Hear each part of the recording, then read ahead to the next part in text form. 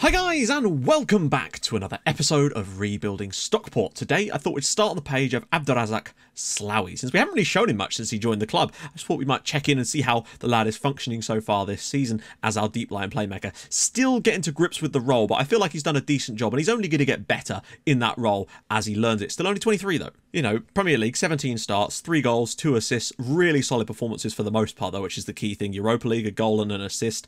He's got assists in the Carabao Cup as well. He's definitely done a decent job. Remember, we're not expecting loads of goals from him because he is playing slightly deeper, but the fact that he's got 3 goals and 2 assists in the Premier League, to me, is a relatively decent return for what is essentially a deep-lying playmaker, which is what he is.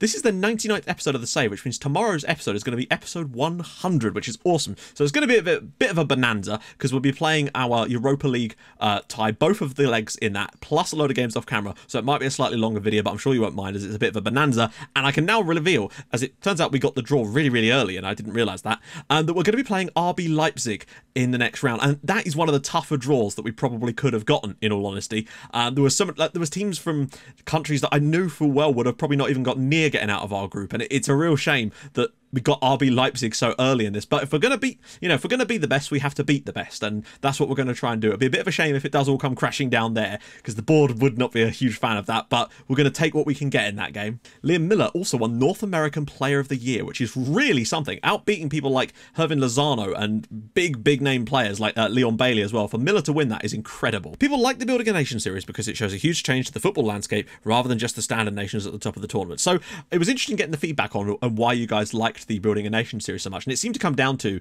the fact that we were not just improving one side and doing the normal stuff, but having that secondary task of trying to improve the other teams around us through selling them players cut price, not buying players off of them, loaning loads of high quality youngsters out to them to try and improve everyone else, and that seemed to be a big aspect. Favourite has to be B67. This is coming close though. Why? The Greenlandic aspect, the less travelled league, your enthusiasm, and the legends that cropped up.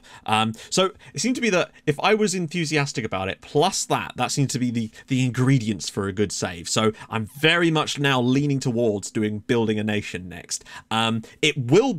It's not going to be a UK or Irish team. It just isn't, unfortunately. That's just not really where I want to go. I want to go somewhere very different, but I also don't want to leave Europe because I just don't have the same connection to saves that aren't in Europe, unfortunately. And I don't feel like the same building can be done, because the most you can do is get to like the Asian Champions League or something, and a lot of these, I don't know, it just doesn't feel the same to me, which is why I generally play the leagues in Europe. They work better for YouTube for me. However, a lot of people also liked the Red Star sort of aspect, so of course that will be very much part of it, as well as the idea of perhaps doing a sort of From the Shadow style thing. So if I can find a team in a league that are sort of in the shadow of a bigger rival, like a bigger local city rival. This is what I'm asking you for. If you can actually meet all these criteria and provide me with some teams potentially, I'll obviously look into this myself. I'm throwing it out now. So what I really want is a team probably sort of Eastern Europe kind of way, but Southern as well. That works just fine. So Cyprus, Greece, if you can find anyone that fits this particular criteria, that's dope as well. Perhaps not Scandinavia this time around, because we did Denmark last time. So not top flight. Ideally, a local rival is much bigger than them, and they're in the shadow of them in theory. Also, ideally, the league doesn't have stupid rules about foreign players, because unfortunately, we need to be able to sign loads of foreign players in order for this save to work, because we can't sign off of our local rivals. So if you've got any stories like that might well crop up, do let me know the team and a little bit about them. I'll obviously do some research myself, but it'd be cool if some of you guys could point me in the right direction, perhaps. And that's kind of Hungary, Slovenia, Slovakia, Czech Republic, Poland, Cyprus, Albania, any of these leagues that might have a story like that, let me know about it, because that's the sort of save I'm very much looking forward to doing for Building a Nation Part 2, Electric Boogaloo. Now, it's been a very interesting crop of games off camera. I'm not going to lie, there's been some weird stuff going on, and I'm not going to complain about it. We're going to try and analyse, not in the same way, but I think I've already analysed what's happened. It's just one of those things where it's just unfortunate, but also something else kind of big. So fresh off the back of our ridiculous win at the Etihad, we had Newcastle at home in the quarterfinals of the Carabao Cup. I wanted to we played a fairly strong side in this game. Then Donker had to play because of an injury, I think. But this was a fairly straightforward one, or it certainly was looking so. Pedro gave us the lead. He added a second one in the 79th minute. Gaddis got played through, and he should have made it 3-0 and wrapped the game up. But then unfortunately, they got a goal from a corner, which was very annoying. And then a goal in the 96th minute where we just left our marker. Then Donker didn't do his job properly, and they equalised to take it to penalties. Thankfully, we won the shootout and did get through, where we'll play Southampton in the semi-finals, and we've already played the first leg. Thankfully, though, we were able to go into the game away at Molineux against Wolves with a sort of a fairly strong side. Still a few little injuries in and out of the team. Sloughy gave us the lead on 32 minutes, but Wilson's own goal... Oh my god. Literally, Wolves did so little in this match, and I was so annoyed when this went in. Got the ball on the edge of the area, tried to bend a shot, the ball hit the post, bounced out, hit Wilson, who was just standing on the line, and then just rolled into the net. Very frustrating. Thankfully, Lazaro got... Well, he didn't really, technically, but the ball was lumped in by Miller. Lazaro hits it first time. I think it was Miller. Yeah, it was. And it hits Ben Chilwell and goes to the bottom corner. 92nd minute winner for us. I feel like we deserved it on the night. We were the better side, as you can see, but just couldn't get enough of the ball. But it was another win. Huge, but it was just... Oh, we got away with it a bit. And unfortunately, that really did come back to haunt us in the next game against Leicester. This was so... We weren't that great on the night, but we were still a lot better than they were, it's fair to say. We took the lead through a Camille Bednar free kick in the 71st minute. And unfortunately, Leicester's only real opportunity of the game, frankly, Mohamed Rabas got on the end of a an indirect free kick and levelled things up for Leicester. So disappointed, considering they're 15th in the league. We'd marshalled them, hadn't given them any opportunities, frankly.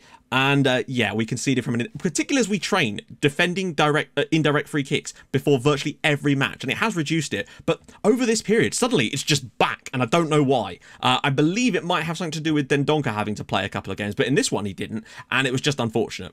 But we should be doing better. The having to injuries and rotation is not really helping the squad at the moment. The settled nature is not there currently. I could take that though, but Southampton mugged us off royally. This was just as bad as the one last season when we were having all that trouble. Oh, I couldn't believe this. Pedro gave us the lead from the penalty spot after 23 minutes, but we were much, much better in this one. Really, we created some decent opportunities in this game. Then they got a goal from a corner, and we've suddenly started seeing conceding goals from corners. Now, I think having Dendoncker and Makengo as the back two in this game due to injuries not due to injuries, due to resting players, because there was literally one day in between, did not help at all, but it was still frustrating. Thankfully, Pedro put us back in front again in the 39th minute, and unfortunately, Malcolm Patience scored a direct free kick this time to level things up for Southampton.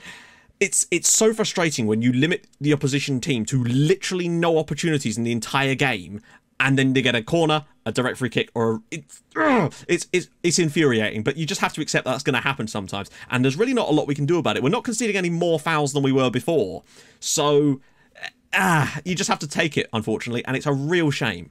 But more dropped points, unfortunately. Thankfully, though, we got a bit of a confidence boost in the FA Cup third round, a 7-0 thrashing of Lincoln City.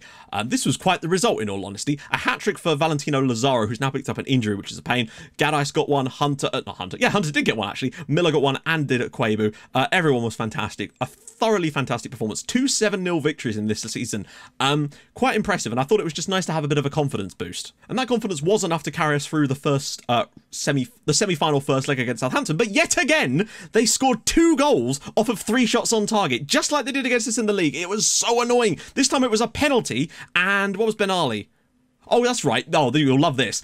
We had 2 players on him. He tucks the ball inside, and I went, right, we're all set. Everybody's in good positions. There's no long shots. He has a long shot, and it just goes straight through 2 of the players. Presumably, it meant it went through their legs. But it was so annoying to see that happen again, because this should have been, I don't know, we were much, much better in this game than we were against them before. 3 goals, Roussel, Lazaro, and Gaddice with the goals. This should have been 3-0, not 3-2. And conceding these goals, all of a sudden, it's very frustrating when you see it happening, because you're like, we're not giving them opportunities, they're just getting them. Like, we only conceded 7 fouls in this entire match, and yet still, we just, it's annoying, but you have to accept it and hope that it was just that little period, because nothing else has changed.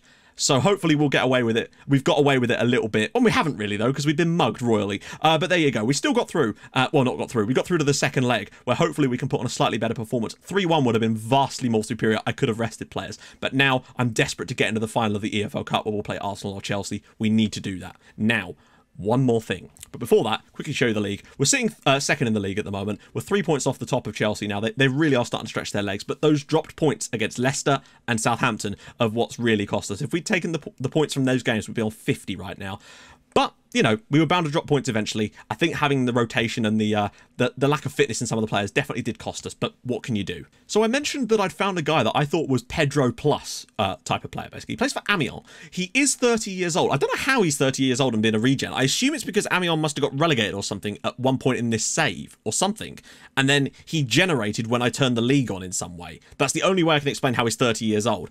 However, I looked at him and I thought, oh my god, this guy is decent, and if we were to lose Pedro to Real Madrid, who are definitely in for him, and probably, you know, are capable of triggering that, what was it, £85 million release clause for him, then we need to have a replacement available. And this, I thought, would be a solid guy to be that replacement. As you can see, he is right-footed, more importantly, doesn't have the trait that I was concerned about. He's not got great jumping reach, but I still think he's an excellent, excellent footballer to play in that role if things were to come to pass. And then I got a news article saying players on your shortlist are approaching the end of their contracts, and I thought, okay, let's have a look. And there he was.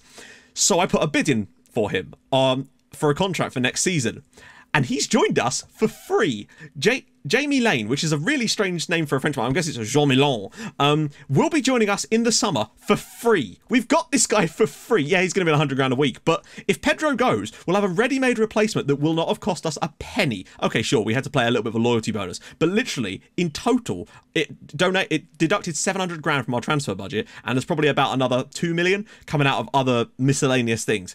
That is ridiculous to get this guy on a free transfer. I know he's 30, but you can't turn down this kind of quality for free. Particularly if Pedro was to leave, we would literally have a ready-made replacement right there to give us some time. It's truly fantastic. I cannot believe that we're getting him for free. Did I mention he's free? Stoke. So Stoke City. Okay, slightly different approach, this one. This is an interesting one. Very, very defensive, which means we could probably go more attacking against them. They shouldn't be allowed to do that. They should play systems that I know how to beat. God damn it. Right, so Bednar picked up an injury in the last game, as did Lazaro, and they're both going to miss yet more time. Bednar's picked up a lot of injuries this year, which is a shame. So thankfully Lazaro was only coming in because of Abasolo, but Lazaro's done a really good job for us. So he will come out. Bednar will come out. Dimitrov still isn't fit, which means Eric Thompson Svenningsson yet again back into the first team. Roussel and Talha, I know they're knackered, I know, but it's Stoke, and we kind of need the win. And is Pedro actually fully fit now? Yes, he is. Okay, good. Miller's had to play a few games, and that, again, he's done well, but I find that he does well better against in the Europe games and the Cups because he's playing against weaker opposition. Then he can really excel. Also, John Gray has returned from loan, so he's now back in the squad again to give us a bit more strength in the defence if we do need to rotate a little bit more. It's nice to have Gray back, but I think that's what we're going to have to do. Yeah, opposition goals from long-range shots. All of a sudden, it's just back again. But I'd like to hope it's down to the personnel and the fact that we had to move too many players around and it just kind of rejigged the team a little bit. Hopefully now that we're back to a sort of static team, it can hopefully get us back on the right foot again. I really hope so. I am going to move to attacking straight away because I feel like they're going to be such a defensive-minded team. We need to push forward and really try and enforce it. Get an early goal and try and then move it back if we need to. Stoke have been all right, but here we go. Breakaway chance, potentially. Pedro, please slip it into the channel. There we go. Nobody really getting in the box just yet. Weiss is going to have to do some work, pulls it back across. Cleared away. Mello brings it down. Oh, I was hoping he could get a shot away. Sloughy might be able to get across, though. Oh, wow. Oh, wow. That is unbelievable play from Sloughy. Seriously, that right there is the difference between him and every other player we've ever had in this role. He picks this ball up in the central position, runs out wide with it, outpaces everybody, finds a wonderful ball across in Josef Bais's header, puts it in the back of the net, and we lead here at Edgeley Park against Stoke. It's been a tough first half, but we are leading. Now let's not give them anything. Okay, half-time. We've only had one shot on target so far, which is a bit bad, but we are winning the match. And unfortunately, this is the kind of position we found ourselves in Southampton. Both Southampton games, in fact, against Wolves and against Leicester. And we've struggled when in these positions, so we need to make sure we get this over the line this time. To try and prevent that, I'm actually going to say stay on feet. I can't bear the thought of conceding another free kick goal. This game just has late Stoke equaliser after doing nothing for 90 minutes written all over it, doesn't it? Sloughy again, cutting inside. Can he find the shot? Finds Mello. Oh, it deflects and Button saves it. Chelsea 2-0 up over Newcastle as well. I have a horrible feeling that something's about to happen. Oh my God. We just fully got away with that there. It's fair to say. Wilson's just bailed us out hugely. If we get away with the win now, that'll be because of Wilson just then. Bizer picks it up. We can just run away with the ball and get a 1-0 victory. He's just going to keep on running. Come on, Josef. Whip it back across for someone. Ah, nearly. It doesn't matter. That's going to do it. No? Yes, it is. Stockport 1, Stoke City 0. You can see what I mean, though. it feels inevitable that they're going to score one of those types of goals. Thank God for Josef Bajza giving us the win. It's a big win. Hopefully that can start to change the tide a little bit. Just having a little bit too many shots off target at the moment, not quite being as on form as we were. Hopefully once the players start coming back from injury, another good performance from ETS though. And yeah, Slawi actually the best man on the pitch. Or no, Roussel won man of the match. So a good win in the end, but you can see what I mean. This would have been 4-0. Just 2 months ago, and I don't understand what's different. So thankfully that pushes us back to being 10 points clear of Tottenham, which is really the big issue here. We are still in the title race, of course. Manchester City thumped Huddersfield 4-0 to sort of drag themselves back closer again. But yeah, we definitely need to pick it up a little bit, but it's good to get the victory and the clean sheet. But things just seem to have dried up, and it's hard to say why, in all honesty. We're missing a few players, but not really, though. It's kind of weird, to be honest. So hopefully we can use that as a springboard. We've had a lot of away games lately. We had 2 away games in the league there. We drew 1 there, and we've had a home game here. But now we've got 2 more away games in the league. And then there's another away game there. But I think that means that we're going to have quite a home-heavy finish to the year. So that could definitely help us. So next episode, you know what's going to happen. It's going to be absolutely action-packed, that's for sure. Because we're going to do a big batch of games off camera with Fulham, Newcastle, Southampton, Swansea or Newcastle in the FA Cup, Liverpool, Manchester United, and coming back for both of the legs against RB Leipzig in our 100th episode bonanza.